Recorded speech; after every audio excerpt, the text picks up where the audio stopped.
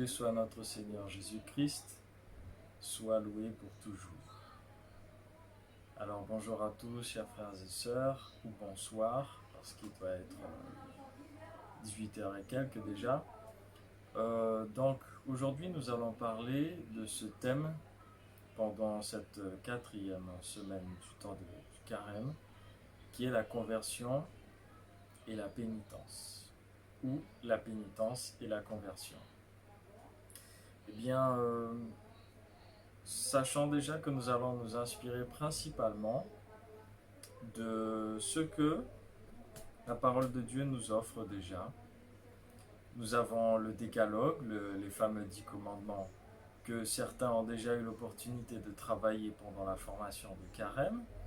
Et d'ailleurs, ces mêmes personnes-là vont être réparties dans les groupes de partage à la fin de la prédication pour partager un peu plus profondément de ce qu'ils ont compris et vécu par rapport à ce thème-là.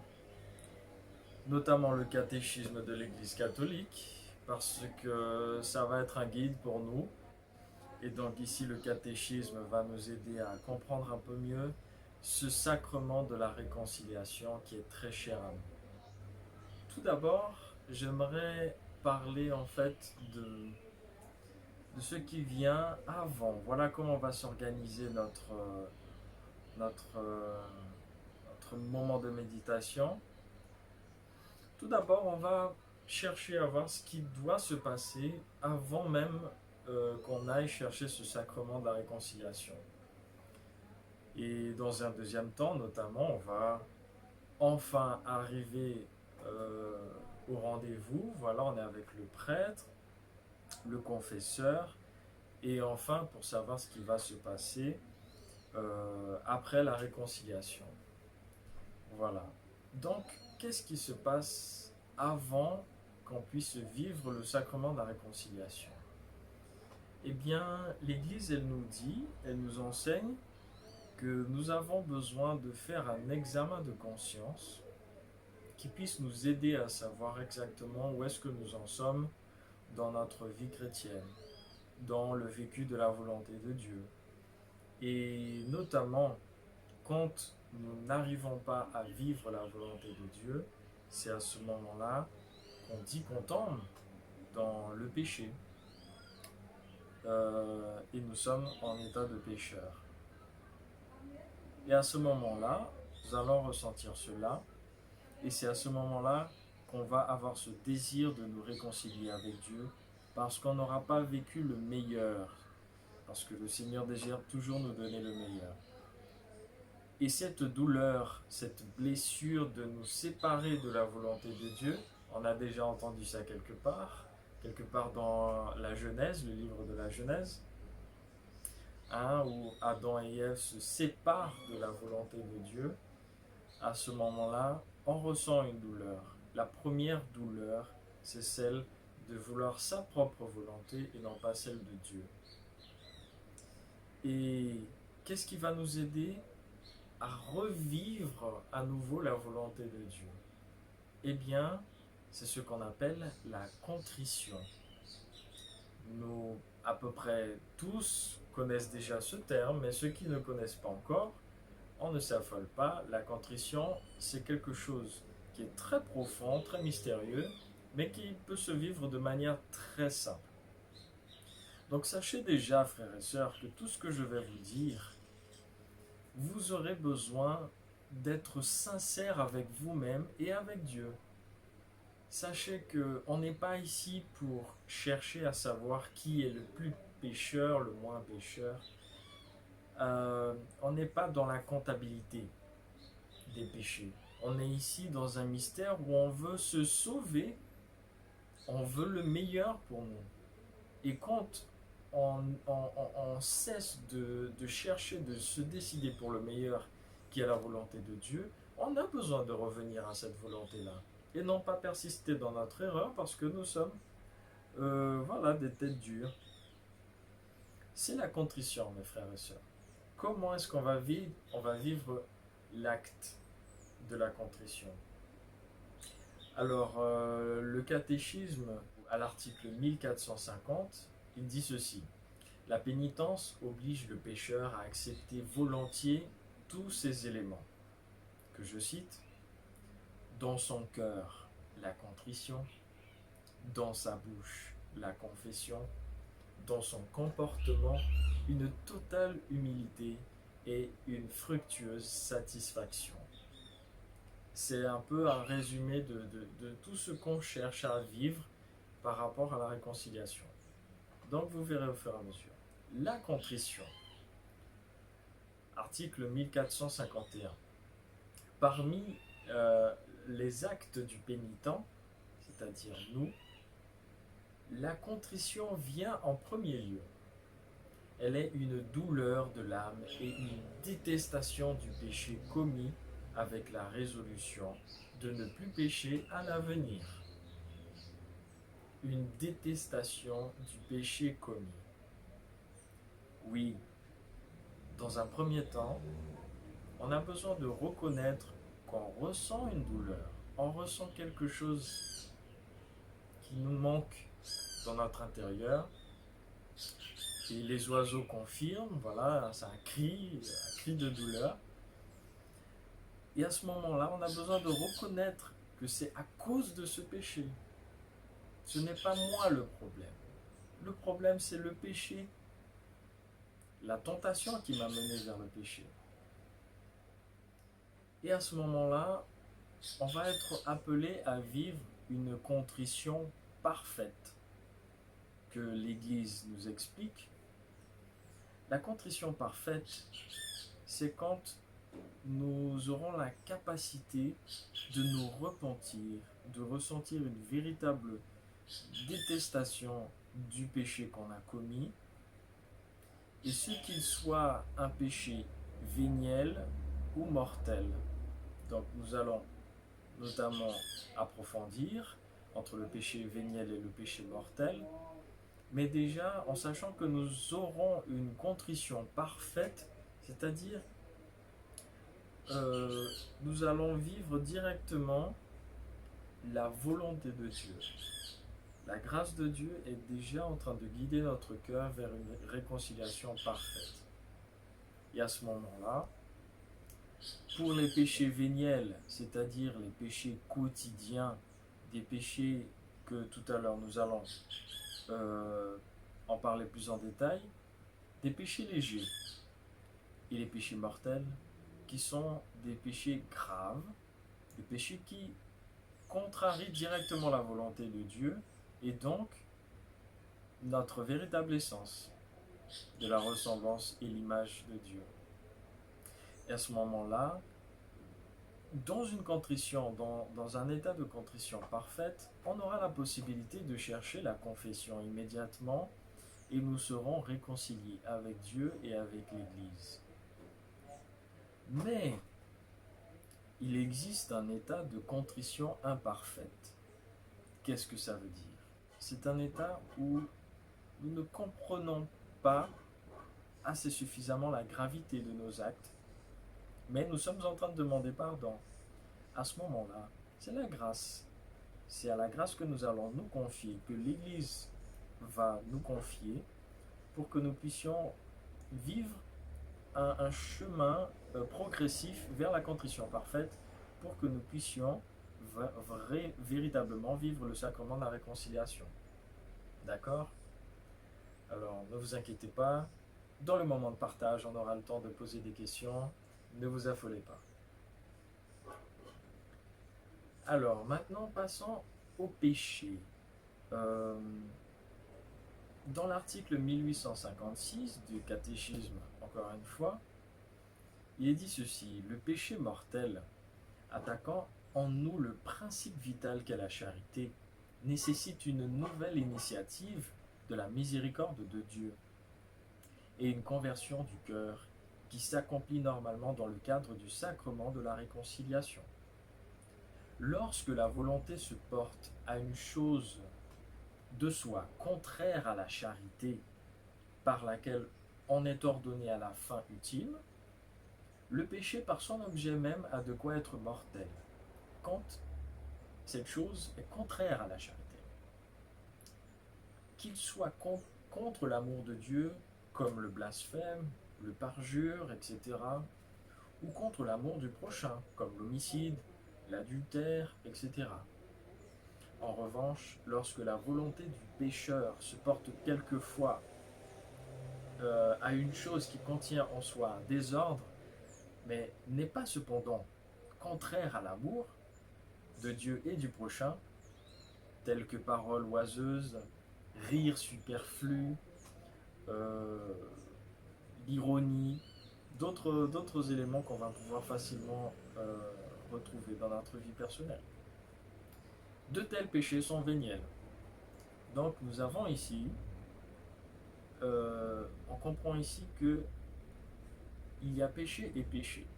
Tout péché est un péché, mais il y a des péchés qui vont nous empêcher directement de vivre la volonté de Dieu. Il y a d'autres péchés qui, que nous vivons dans notre quotidien de manière ordinaire, dont on ne se rend même pas compte tout de suite. C'est après examen de conscience, toujours en nous confiant à l'action de l'Esprit Saint, qu'on va se rendre compte, mais je pense que j'ai été un peu trop dur avec mon frère. Je pense que j'aurais dû donner cet argent à ce mendiant parce qu'il n'avait pas l'air drogué, hein. Voilà, ce sont des péchés véniels, c'est-à-dire un manque de, de charité, de recherche de la volonté de Dieu, mais qui n'est pas forcément contraire. À ce moment-là, vous allez me dire, mais Case, d'accord, donc il y a péché véniel et péché mortel, mais je ne sais pas lister, faire la différence. Donc ne vous inquiétez pas, je vais vous donner une petite liste, mais vraiment petite, hein, de, de ce qu'on pourrait considérer comme péché, comme contraire à la volonté de Dieu, ou comme manquement, tout simplement, à la parole de Dieu. Et cette liste, je pourrais la vous renvoyer dans les groupes, dans vos groupes de prière respectifs sur WhatsApp, donc ne vous inquiétez pas. Mais c'est juste pour nous aider à entrer au fur et à mesure dans cette dynamique, pour qu'on puisse arriver dans le jour du rendez-vous pour la confession. Donc, comme je vous ai dit, notre base pour reconnaître certains péchés, c'est le décalogue, les 10 commandements. Je vais vous les citer, comme ça va rafraîchir notre mémoire. Tu n'auras pas d'autre Dieu en face de moi. Tu ne feras aucune idole, aucune image de ce qui est là-haut dans les cieux, ou en bas sur la terre, ou dans les eaux par-dessous la terre. Tu ne te prosterneras pas devant ces dieux pour leur rendre un culte, car moi le Seigneur ton Dieu, je suis un Dieu jaloux. Chez ceux qui me haïssent, je punis la faute des pères sur les fils, jusqu'à la 3e et à la 4e génération. Mais ceux qui m'aiment et observent mes commandements, je leur montre ma fidélité jusqu'à la 1000e génération. Tu n'invoqueras pas en vain le nom du Seigneur ton Dieu, car le Seigneur ne laissera pas impuni celui qui invoque en vain son nom. Souviens-toi du jour du sabbat pour le sanctifier. Pendant 6 jours, tu travailleras et tu feras tout ton ouvrage. Mais le 7e jour est le jour du repos, sabbat en l'honneur du Seigneur ton Dieu. Tu ne feras aucun ouvrage, ni toi, ni ton fils, ni ta fille, etc. Honore ton père et ta mère, afin d'avoir longue vie sur terre, que te donne le Seigneur ton Dieu. Tu ne commettras pas de meurtre, tu ne commettras pas d'adultère, tu ne commettras pas de vol, tu ne porteras pas de faux témoignages contre ton prochain. Tu ne convoiteras pas la maison de ton prochain. Tu ne convoiteras pas la femme de ton prochain, ni son serviteur, ni sa servante, ni son bœuf, ni son âne, rien de ce qui lui appartient. Ça, c'est notre décalogue. Et ce décalogue, il nous permet d'identifier 2 types de péchés. On a des péchés qui sont visibles, qui sont, pour ainsi dire, publics jusqu'à un certain niveau. Enfin, ça dépend, hein, de la situation, du contexte. Mais si le Seigneur nous dit, tu ne commettras pas de meurtre, si je commets un meurtre, tout le monde le sait. À moins que j'ai un plan parfait pour que personne ne sache que, voilà. J'ai incarné Caïn, voilà, et j'ai tué mon frère Abel. Mais voilà, en général, on trouve le coupable. À ce moment-là, c'est un péché public, un péché visible, concret. Voilà, il est palpable. Pas d'adultère, il est clair. Pas de vol, j'octroie quelque chose, un bien matériel à quelqu'un. Mais il y a d'autres péchés qui sont intérieurs, qui ne sont pas visibles, ou du moins par les autres hommes. Tu ne convoiteras pas la maison de ton prochain. À ce moment-là, nous entrons dans la dynamique que j'ai dit tout à l'heure. Nous avons besoin d'être sincères avec nous-mêmes et de ne pas chercher à nous justifier, mais tout simplement à toujours vivre cette dynamique de retour vers notre Père. Ainsi comme le Fils prodigue, toujours chercher à retourner vers la maison du Père autant de fois qu'on s'en égare. Euh, donc il est très important de regarder ces deux dimensions. Nous avons un Dieu qui est omniprésent, omnipotent, omniscient. Et nous avons besoin d'être sincères. Et tout à l'heure, je vais vous dire en quoi ça empêche une véritable réconciliation.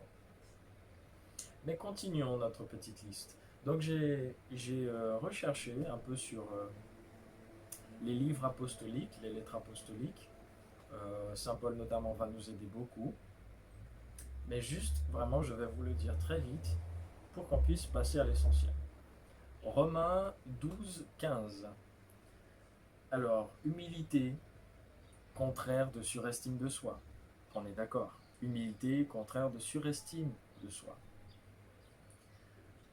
C'est la surestime de soi, c'est quelque chose qui peut nous amener à pécher parce que je peux dire que je suis plus important que tel autre membre de mon église, ou de ma famille, ou de mon travail, etc. Mais, dans un membre, dans un corps, toutes les parties sont essentielles, que ce soit les cheveux, etc.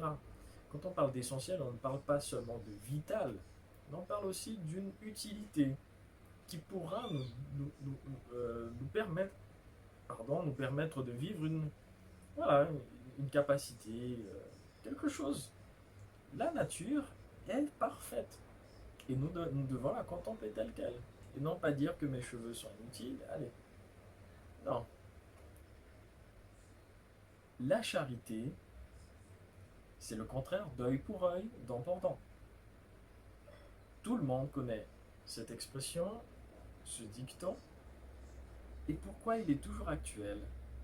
Si Jésus, depuis les premiers temps là, de notre Église, il inspirait à Saint Paul déjà de dire, mais non, œil pour œil, dent pour dent, qu'est-ce qu'on y gagne?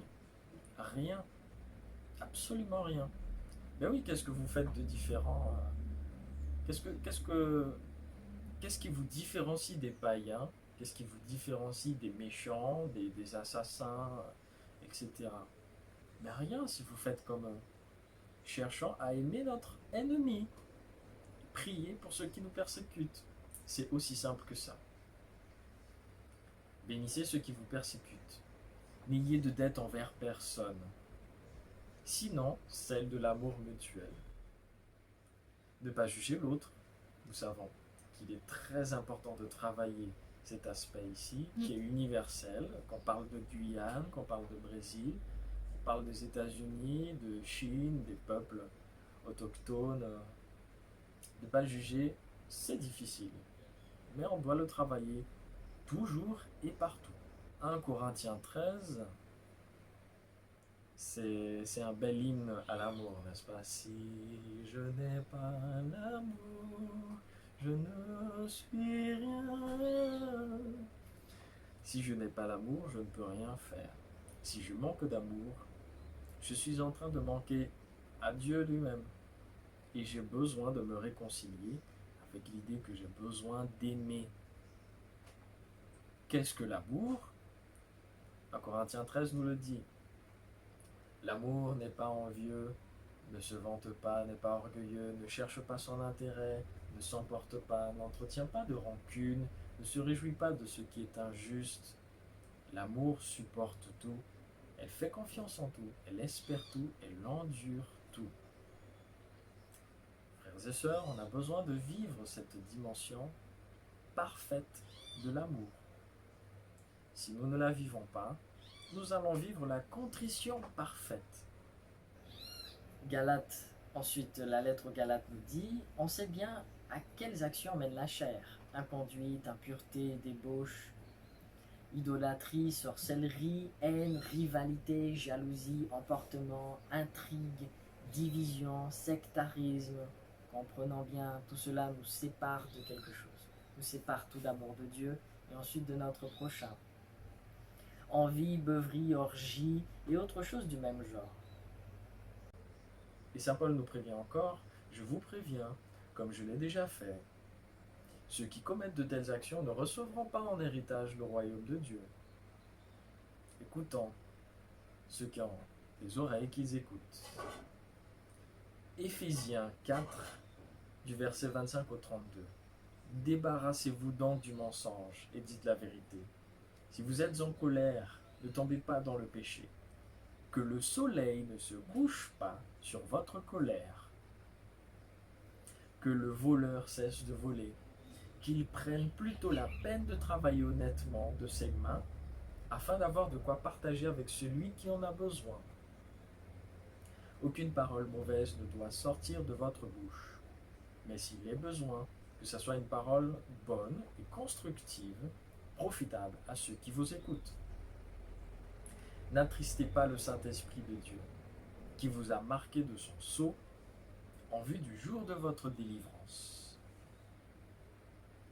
Amertume, irritation, colère, éclat de voix ou insulte, tout cela doit être éliminé de votre vie, ainsi que toute espèce de méchanceté. Soyez entre vous pleins de générosité et de tendresse. Pardonnez-vous les uns aux autres comme Dieu vous a pardonné dans le Christ. Nous avons besoin de vivre la dimension du pardon. J'ai déjà entendu des frères et sœurs me dire que je n'arrive pas à pardonner, mais quand on se souvient de la prière du Notre Père et comment on l'a prie souvent sans un brin de foi, c'est grave, parce qu'on est en train de nous condamner nous-mêmes à vivre une vie médiocre. Je suis incohérent avec la prière que je récite, et en même temps je suis incapable de la faire valoir justement en pardonnant à ceux qui m'ont fait du mal, du tort. Mais le sacrement de la réconciliation, c'est justement un exercice. Nous allons faire confiance à ce sacrement pour qu'il puisse ouvrir notre cœur. Vous savez, c'est même humainement, c'est thérapeutique.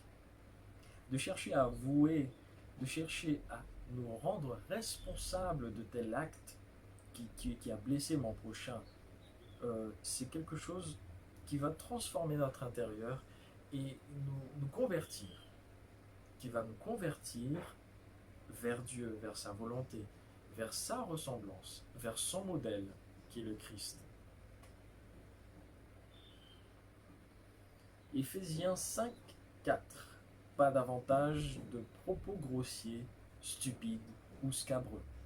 J'ai dû chercher la définition de scabreux parce que scabreux indécent, voilà, pas de propos indécents.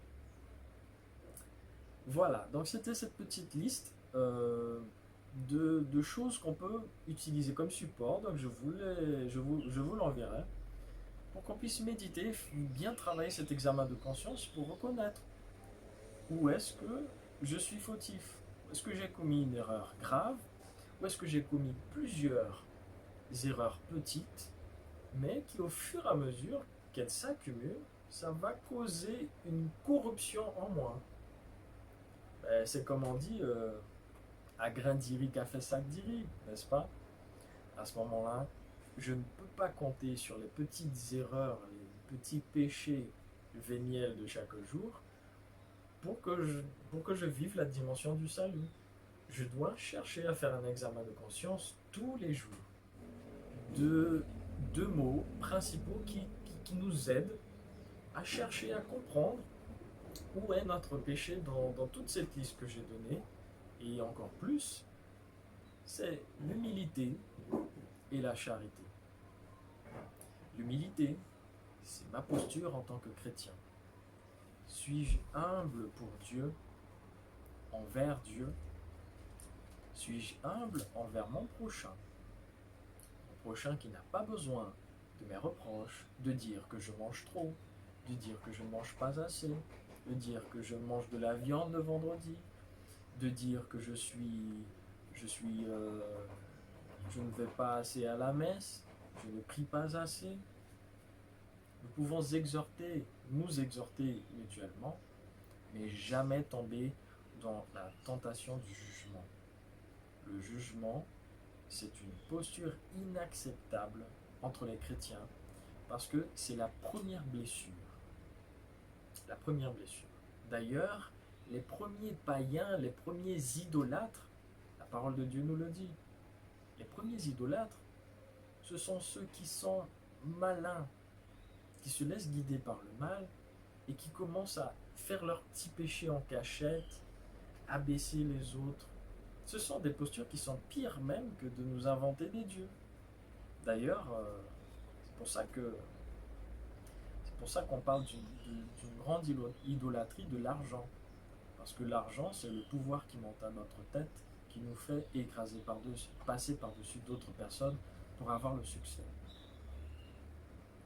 Donc, travaillons l'humilité dans notre vie et la charité d'un autre côté. Nous sommes enfin arrivés, c'est le jour de notre rendez-vous pour vivre la confession. Alors, est-ce que avant la confession, le sacrement de réconciliation, est-ce que je peux communier? Eh bien, beaucoup le savent, mais certains ne savent pas encore parce qu'ils ne comprennent pas. Et d'ailleurs, c'est justifiable. Beaucoup de personnes m'ont dit qu'ils ne comprenaient pas cette dimension sacramentelle de la réconciliation pour pouvoir communier. Eh bien, c'est simple. Nous avons là deux sacrements différents. Le sacrement de l'Eucharistie et le sacrement de la réconciliation. Les deux sont des sacrements que l'Église propose à ceux qui se convertissent, qui vivent, qui prophétisent qui professent le credo. À ce moment-là, il faut vivre les deux sacrements de la manière dont l'Église l'organise, la réalise. La religion, c'est notre manière de nous mettre en relation avec Dieu. L'Église nous donne ces manières, ces bonnes pratiques, cette bonne posture pour nous mettre en relation avec Dieu. L'Église ne nous impose rien du tout. L'Église n'impose rien du tout à celui qui dit « je crois ».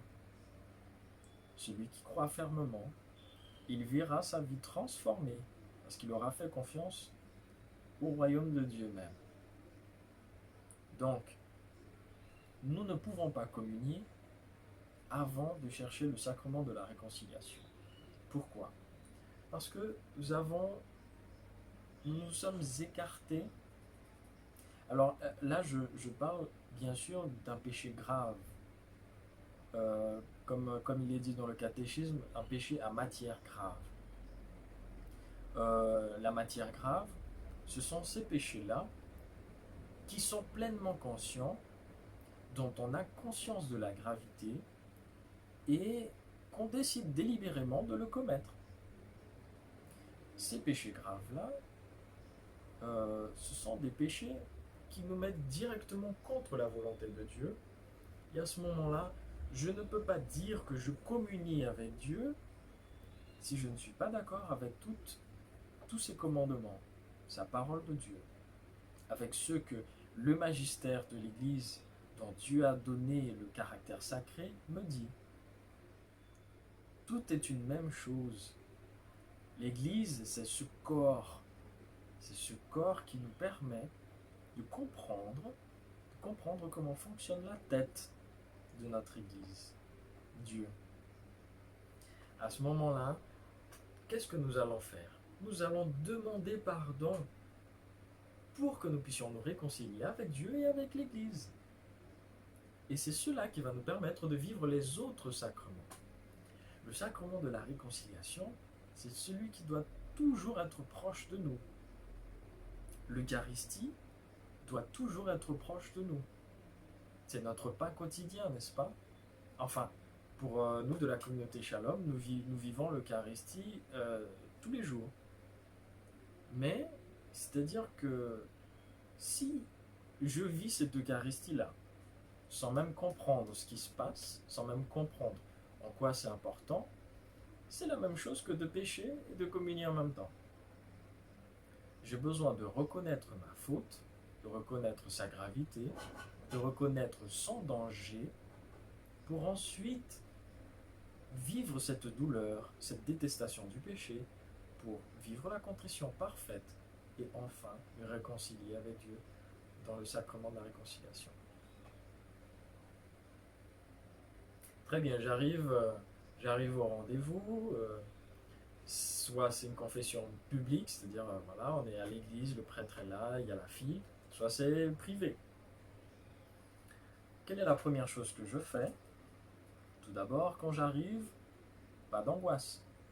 S'il y a une file de personnes devant moi, les dernières fois que j'ai été me confesser à la cathédrale par exemple, eh bien j'arrive et puis il y a tout un tas de personnes qui sont éparpillées mais qui font la file. Donc l'unique moyen de savoir qui est la dernière personne, il faut poser la question. Mais ne surtout pas essayer de dépasser devant des gens parce que je suis pressé, parce que je dois aller au travail. Si je suis pressé, je vais chercher un autre moment pour faire ça. Même si le péché est grave, je ne peux pas me permettre de me confesser n'importe comment. Je ne peux pas communier n'importe comment. Je ne peux pas parler à mes parents n'importe comment. Tu honoreras ton père et ta mère. Je ne peux pas parler à mes frères et sœurs n'importe comment. Il y a toujours une manière de le faire. L'amour a un sens. L'amour ne va pas dans tous les sens. L'amour a un sens. À ce moment-là, je vais patiemment attendre mon tour. Qu'est-ce que je vais faire pendant que j'attends? Je vais bien préparer ma liste de péchés connus. Parce que oui, hein, je dois bien me rappeler des péchés que j'ai commis. Donc bien préparer cet examen de conscience. Et un article du catéchisme qui va nous aider aussi à nous rappeler d'un détail, le 1456. Lorsque les fidèles du Christ s'efforcent de confesser tous les péchés qui leur viennent à la mémoire, on ne peut pas douter qu'ils les présentent tous au pardon de la miséricorde divine. Ceux qui agissent autrement et qui en cachent sciemment quelques-uns ne proposent à la bonté divine rien qu'elle puisse remettre par l'intermédiaire du prêtre. Car, entre guillemets, si le malade rougit de découvrir sa plaie au médecin, la médecine ne soigne pas ce qu'elle ignore. C'est aussi simple que ça. Le médecin ne peut pas guérir la plaie qu'il n'a pas découverte, que le patient n'a pas découverte d'ailleurs. Donc, soyons, mes frères et sœurs, sincères avec nous-mêmes. Comprenons le caractère grave de notre faute qui nous sépare de Dieu. Si nous sommes conscients du péché que nous avons commis, mais que nous ne comprenons pas tout à fait sa gravité, cherchons à le vivre dans la prière, cherchons à le vivre dans les mystères, le magistère de l'Église, ce que l'Église nous dit. Cherchons à comprendre du regard de Dieu. Je me souviens de l'avoir dit dans un groupe de prière. Si nous voulons vivre parfaitement un moment de rencontre avec Dieu, il faut nous mettre, faut nous mettre dans le regard de Dieu envers nous. Et ça, c'est ce qui va nous empêcher, ce que je disais tout à l'heure, la surestime de soi, la sous-estime de soi ou de l'autre. Un regard juste, c'est le Seigneur Dieu seul qui a cette faculté d'avoir un regard juste sur nous, sur l'humanité. D'accord? Donc, soyons sincères, ne cachons pas des péchés, n'ayons pas honte de ce prêtre. Le prêtre, c'est Jésus-Christ. Si c'est le Père X ou Y, nous allons devoir à un moment donné fermer nos yeux pour oublier qu'il est là, que c'est cette personne-là. Parce que même si sa confession, même si les conseils qu'il va nous donner, parfois ne nous éclairent pas forcément, ne nous aident pas à aller plus loin, ou parfois sont des paroles trop dures, c'est quand même Jésus qui donne le sacrement. C'est quand même sous l'autorité du Père, du Fils et de l'Esprit Saint que nous recevons la réconciliation par l'absolution. N'ayons pas peur qu'un prêtre sache notre vie privée, ce que nous vivons, nos misères, parce qu'au final, c'est son travail. On ne veut pas que nos prêtres soient au chômage, n'est-ce pas?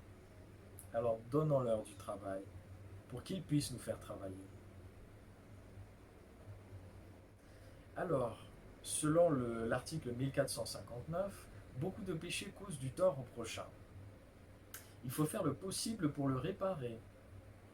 Par exemple, comme nous voyons dans le décalogue, tu ne voleras pas, hein, tu ne commettras pas de vol. Donc, par exemple, restituer des choses volées ou rétablir la réputation de celui qui a été calomnié, compenser des blessures. Par ailleurs, le péché est lui-même aussi blessé. Le pécheur, pardon. Il est lui-même aussi blessé dans sa relation avec Dieu et son prochain. Même si l'absolution enlève le péché, le pécheur, il ressent toujours la douleur du désordre. C'est un désordre spirituel, n'est-ce pas? Et à ce moment-là, le péché, euh, il doit être guéri. Enfin, notre blessure causée par le péché doit être guérie. Nous devons recouvrer notre pleine santé spirituelle. Et comment est-ce que nous allons vivre cela? C'est à travers la pénitence que le Seigneur nous aura inspiré à travers le prêtre. Donc à ce moment-là, j'écoute activement les conseils et orientations pénitentielles que Jésus donne. Et je les accueille avec humilité et avec charité. C'est très important d'accueillir, de le vivre très sincèrement. Parce que la parole de Dieu nous dit, nous devons apprendre à être obéissants. Je me souviens que Nayo même, dans la formation de Carême, elle parlait de cette dimension de l'obéissance. Et je ne vais pas revenir là-dessus, mais nous avons besoin de comprendre que l'obéissance fait partie de notre vie de chrétien.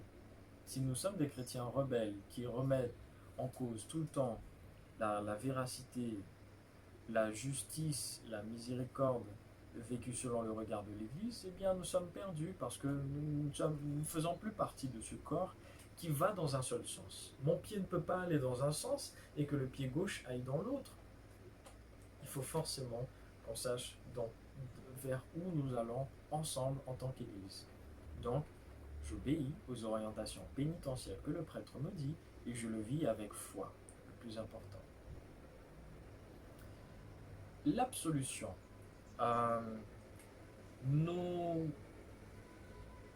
Donc il est vrai, beaucoup d'entre nous l'avons déjà vécu, certains ne reçoivent pas l'absolution immédiatement.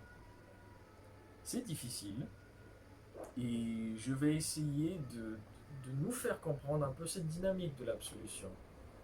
L'absolution, c'est bien évidemment le moment où Jésus dit je pardonne ton péché et je te lave, je te purifie de ton péché. Je te réconcilie à Dieu et aussi à l'Église. Mais qu'est-ce qui se passe? L'absolution, elle viendra à partir de notre posture à nous, de comment nous aurons vécu cette confession. À ce moment-là, ça ne sert à rien de dire ah mais Père, c'est à cause d'un tel que j'ai dit telle bêtise ou que je me suis énervé, j'ai tapé la personne. Bien sûr, les émotions, c'est quelque chose qui perturbe notre conscience de ce que nous faisons. Mais de là, jeter la faute sur une autre personne, ça c'est une posture très immature. Et à ce moment-là, c'est sous peine de ne pas recevoir d'absolution du tout, Parce que cette personne n'aura rien compris au mystère, au sacrement de la réconciliation.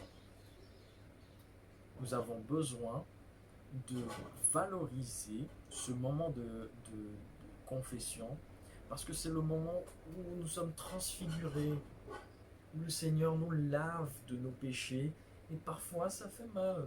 Certains d'entre vous avaient déjà vu le chant des Irias, réalisé par la communauté. Vous voyez comment ça fait mal d'arracher nos péchés. C'est quelque chose qui nous fait mal parce qu'on a l'impression que ça fait partie de nous et on ne va jamais réussir à changer.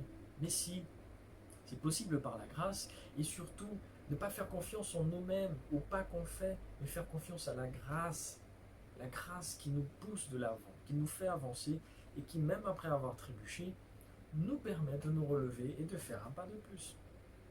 Faisons confiance à la logique de Dieu, non pas à notre logique humaine. Ce n'est pas la même chose. Les pensées de Dieu ne sont pas les miennes. Faisons confiance. Et à ce moment-là, adonnons-nous à, à ce que le Père ne nous donne pas l'absolution. Euh, un jour, il y a une sœur qui m'avait dit, elle m'a raconté son témoignage. C'était dans un recyclage, lors d'un recyclage, hein, dans ces moments de partage qu'on a de retraite des membres de la communauté.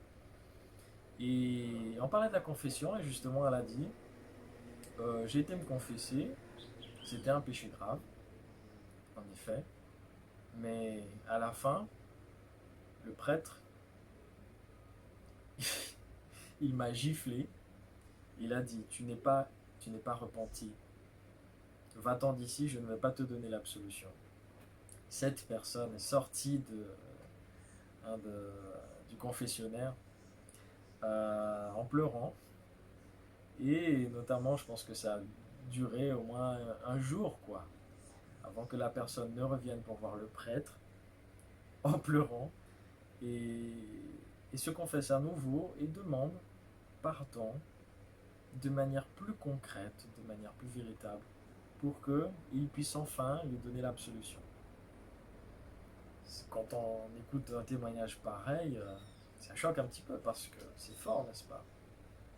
Mais ne pensons pas que les prêtres, les prêtres ne représentent pas Jésus, ne vivent pas voilà, le modèle de Jésus parce qu'ils nous giflent, parce qu'ils sont trop durs avec nous. Ce qui est dur, c'est le péché. Ce qui est dur, c'est de reconnaître notre péché, sa gravité. Ce qui est dur, c'est de comprendre que le diable existe, qu'il nous tente jour après jour. Ce qui est dur, c'est de comprendre que ce n'est pas le fait de trembler face à la punition, le châtiment que Dieu peut nous donner qui est le plus important. Ce qui est le plus important, c'est ces 1000 générations qu'il bénit parce que nous faisons sa volonté. Ce qui est le plus important, c'est que nous puissions vivre pleinement en communion avec lui. Parce que c'est ça la vie surnaturelle. C'est ça une vie extraordinaire. C'est quand nous vivons de manière ordinaire, quotidienne, sa volonté. C'est là que nous devenons saints. Donc, pour ceux qui veulent vivre une véritable vie chrétienne, une vie de sainteté, qui est la vocation de tous dans l'Église, eh bien, qui cherchent à demander pardon avec humilité et avec charité. Il est très important. N'ayons pas peur des gifles que le confesseur peut nous donner, parce que la gifle du fait de ne pas recevoir, de ne pas être réconcilié avec l'Église, elle doit faire beaucoup plus mal que celle que nous sentons au visage. C'est ce que je partage en tout cas, la grande douleur que l'humanité vit aujourd'hui, de ne pas être convertie au Seigneur. Une humanité qui ne croit pas en Dieu, qui n'espère pas en Dieu. Une humanité qui ne voit pas l'utilité de prier jour après jour, de se donner un moment intime avec Dieu. Eh bien moi, je vous le répète, si nous voulons vivre une vie nouvelle, si nous voulons devenir des hommes et des femmes nouvelles et nouveaux, nous avons besoin de vivre intensément chaque sacrement que le Seigneur nous donne, chaque élément que la religion nous donne pour nous mettre en relation avec Dieu. Vivons cela avec foi et que nous puissions encore une fois nous confier à la Vierge Marie pour qu'elle puisse être celle qui va nous guider vers une contrition parfaite. Même si l'Église nous oriente de nous confesser au moins une fois par an, cherchons à nous confesser autant de fois que possible, parce que le prêtre ne pourra pas se lasser, c'est son devoir. Or, le plus évident, le plus facile, c'est que nous lassions de demander pardon, alors que le Seigneur, le roi de l'univers, qui s'est fait tout petit pour se crucifier, pour nous laver de nos péchés à tous, ne se lassera jamais de nous donner le pardon sans absolution.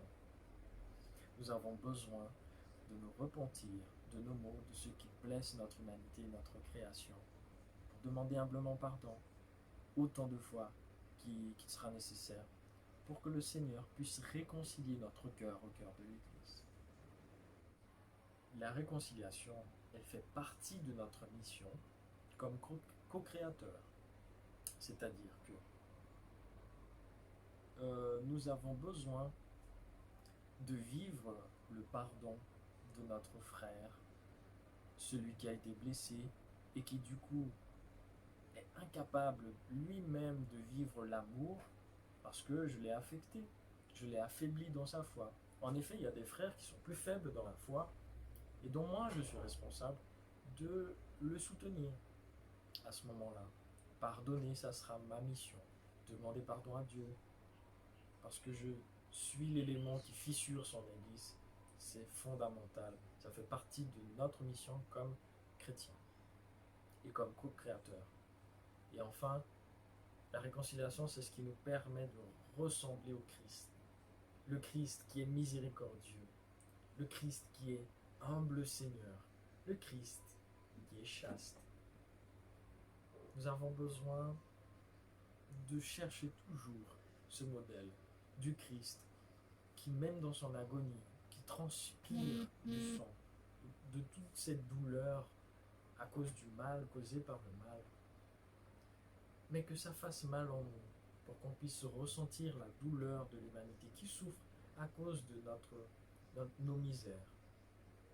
Et enfin que par cette douleur même, à travers l'action de la grâce, nous puissions nous réconcilier avec Dieu, nous réconcilier avec l'Église, et ainsi réconcilier toute l'humanité avec le royaume de Dieu.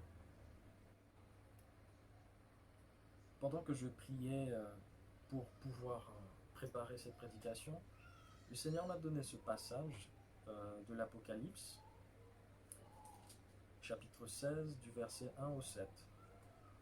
Et j'entendis une voix qui du temple criait aux 7 anges: allez répandre sur la terre les 7 coupes de la colère de Dieu. Et le premier s'en alla répandre sa coupe sur la terre. Alors ce fut un ulcère mauvais et pernicieux sur les gens qui portaient la marque de la bête et se prosternaient devant son image. Et le deuxième répandit sa coupe dans la mer. Alors ce fut du sang, on aurait dit un meurtre, et tout être vivant mourut dans la mer. Et le troisième répandit sa coupe dans les fleuves et les sources. Alors ce fut du sang. Et j'entendis l'ange des eaux qui disait: tu es juste, il est et il était le saint, d'avoir ainsi châtié. C'est le sang des saints et des prophètes qu'ils ont versé. C'est donc du sang que tu leur as fait boire. Et ils le méritent. Et j'entendis l'autel dire: oui, Seigneur, Dieu maître de tout, tes châtiments sont vrais et justes. Ce passage-là m'a fait comprendre que si le sang des saints coule, c'est à cause de nous. Si nous buvons du sang aujourd'hui, c'est parce qu'un jour nous avons fait verser ce sang-là. Et nous avons besoin de nous repentir. Nous avons besoin de chercher où est notre faute. Où est-ce que nous avons permis de faire verser le sang des innocents, de ceux qui cherchent la volonté de Dieu, des chrétiens plus faibles qui ont besoin de mon soutien, pour que je puisse les aider à vivre eux aussi leur sainteté. Parce que sa sainteté, c'est aussi ma sanctification. Parce qu'elle sanctifie toute l'Église. Soyons tous fervents pour chercher la volonté de Dieu plutôt que de verser du sang innocent. Comprenons que nous avons besoin d'écarter cette coupe le plus loin possible de ce que nous avons autour de nous, pour qui nous sommes responsables. Je suis chrétien, je suis missionnaire, je suis envoyé pour prendre soin, non pas pour juger, mais pour prendre soin de celui qui est plus faible, de celui qui a besoin d'être exhorté à la volonté de Dieu, à l'amour, à la véritable vie, à la joie éternelle des enfants de Dieu. Je vous salue Marie, pleine de grâce, le Seigneur est avec vous. Vous êtes bénie entre toutes les femmes, et Jésus, le fruit de vos entrailles, est béni. Sainte Marie, Mère de Dieu, priez pour nous pauvres pécheurs, maintenant et à l'heure de notre mort. Amen. Saint François d'Assise et Sainte Thérèse d'Avila, priez pour nous. Notre-Dame, Reine de la paix, priez pour nous. Du Père, du Fils et du Saint-Esprit. Amen. Shalom.